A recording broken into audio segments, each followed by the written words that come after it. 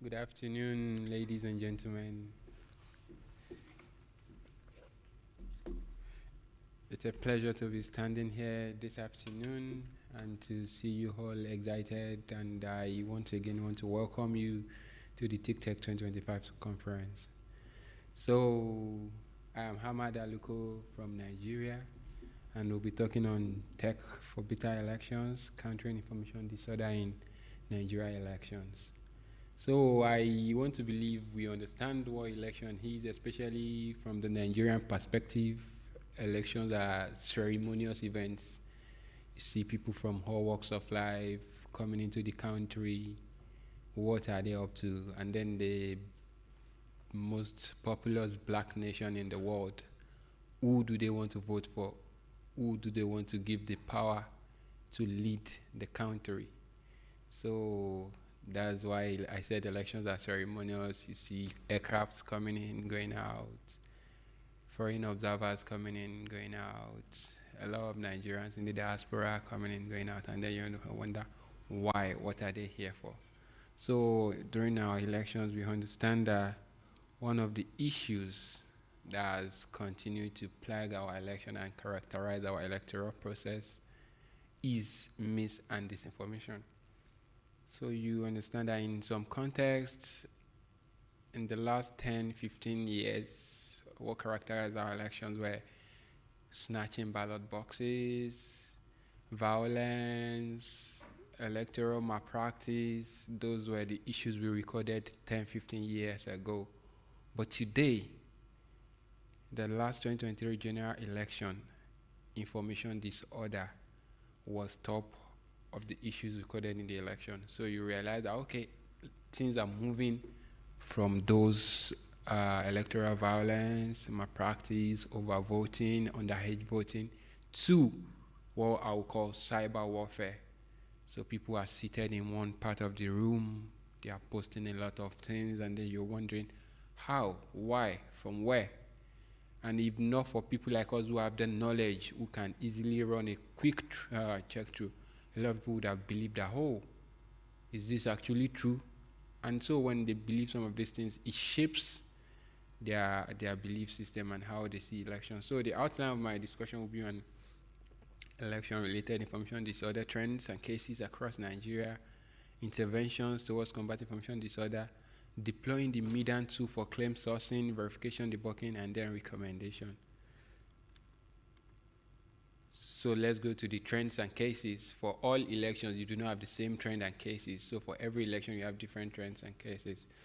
The first one is the attack on electoral umpire. So when you see information disorder, you see some fake news, hate speech, mis and disinformation, you're like, what is the intent? What are they working towards? The first one is to attack the electoral umpire. So in Nigeria, we have the Independent National Electoral Commission. This is the body saddled with organizing elections and ensuring that your vote counts. And now this set of people are being attacked. So when they are attacked, it is to discredit them.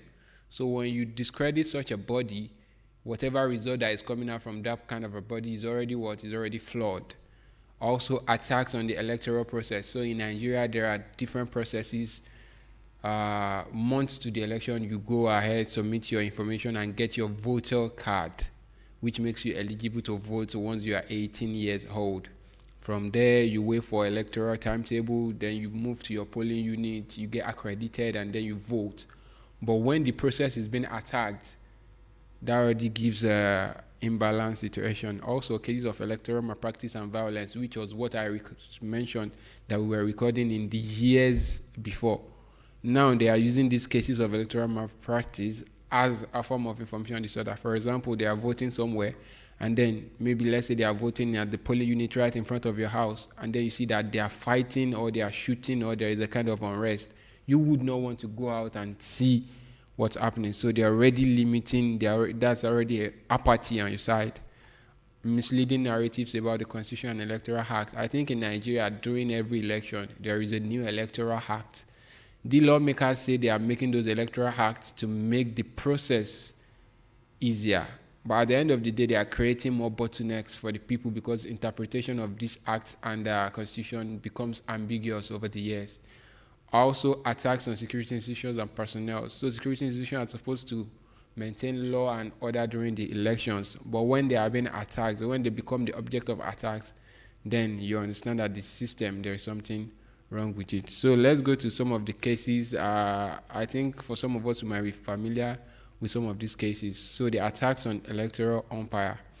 Now, there is this narrative, or there are this narrative, that the INEC resident electoral commissioner, who is supposed to be an INEC staff, is seen to be supporting a candidate, a major candidate from the party.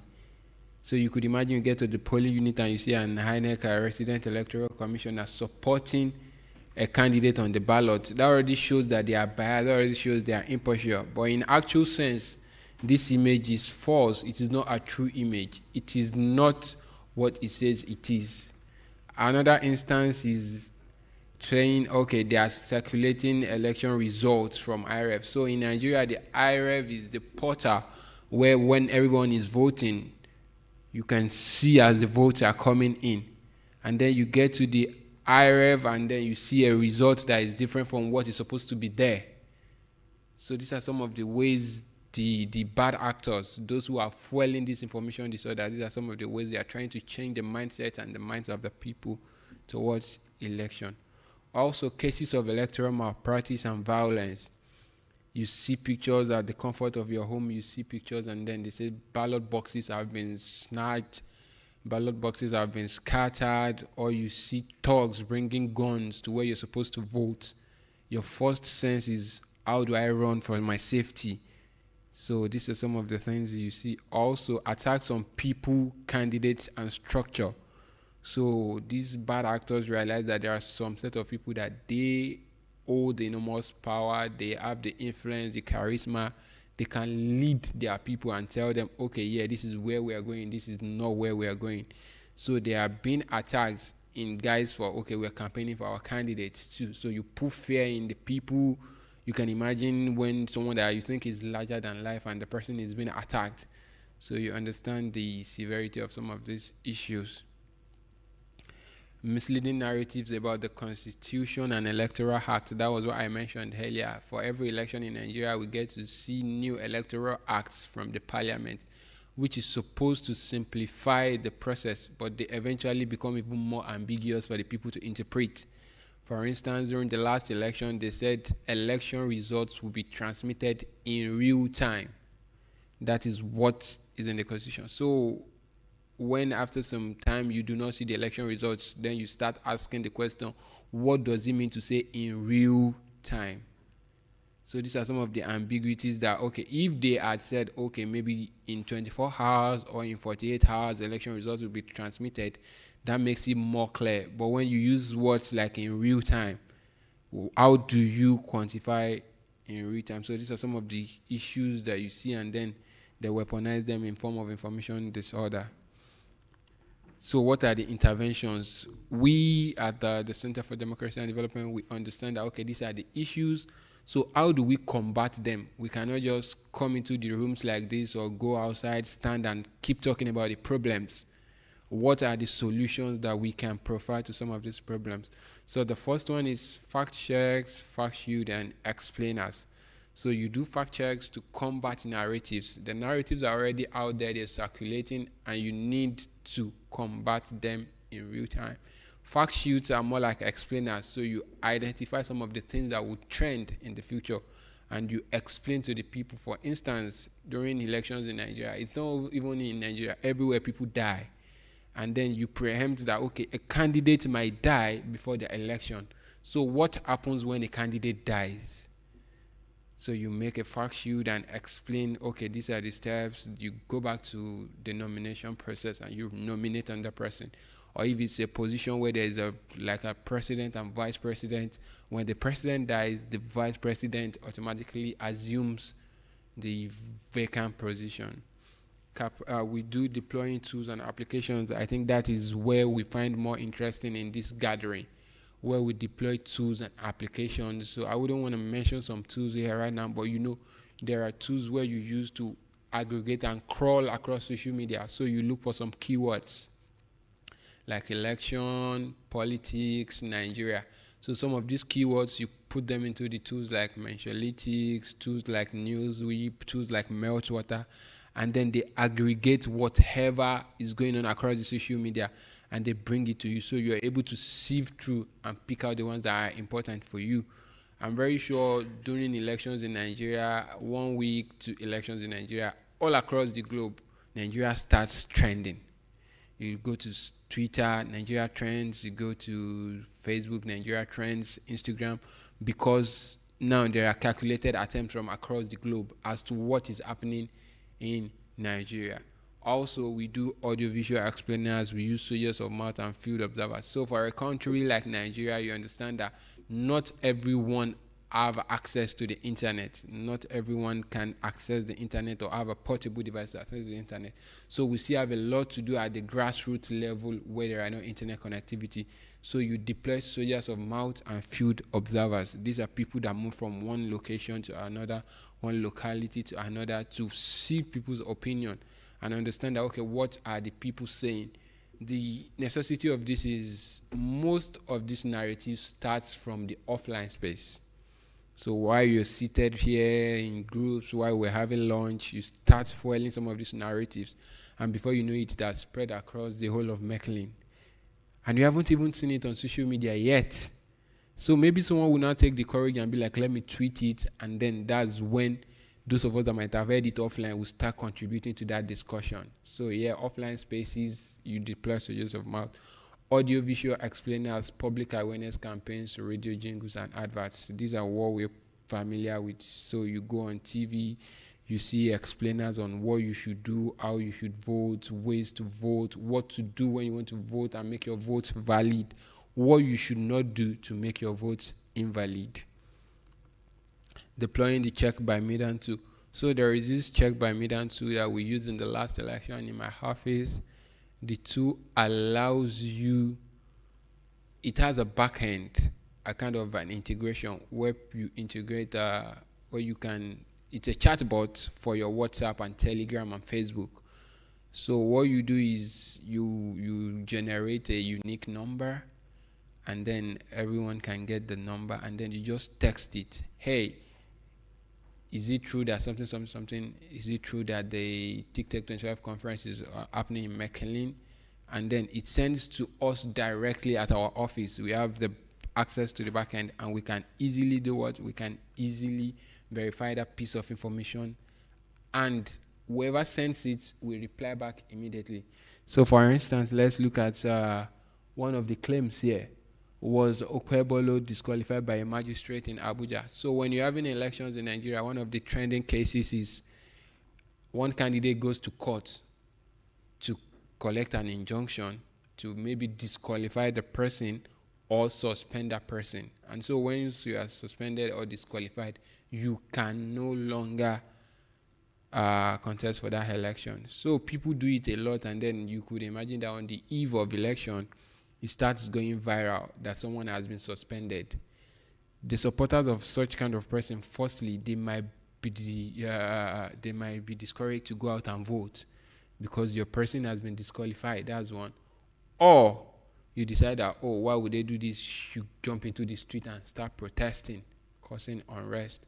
So these are some of the narratives. And then when someone sends it to us, we work on it. And if you look at the top right, it shows false. That means we've worked on it and found out that it is false. So you can easily get it in real time. Another one is saying a candidate stepped down for the order.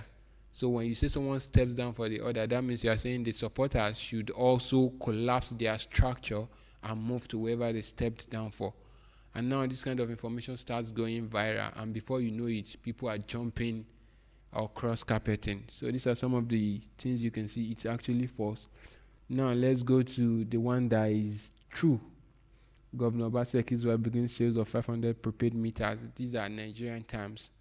You understand these narratives? So what are the recommendations?